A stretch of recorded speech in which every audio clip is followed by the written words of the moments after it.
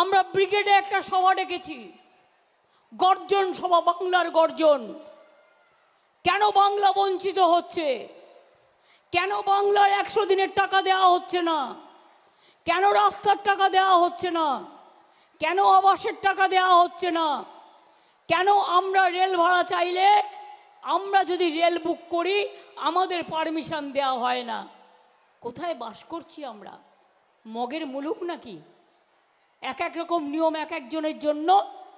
তাই আমি পরিষ্কার বলে যাচ্ছি, আগামী দিনের লড়াই বাংলাই লড়বে। আগামী দিনের শেষ কথা বাংলাই বলবে। আগামী দিনের গর্জন বাংলাই বলবে। চলুন সবাই ব্রিগেডে, বাংলার গর্জন, বাংলার তর্জন, বাংলার তুফান, বাংলার টর্নেডো।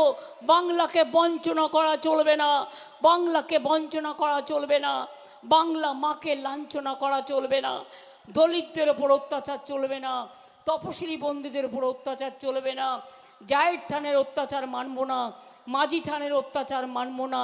খ্রিস্টান ভাই বোন বলুক, সংখ্যালঘু ভাই বোন বলুক, হিন্দু বলুক, মুসলিম বলুক, সবার জন্যই আমরা কাজ করছি।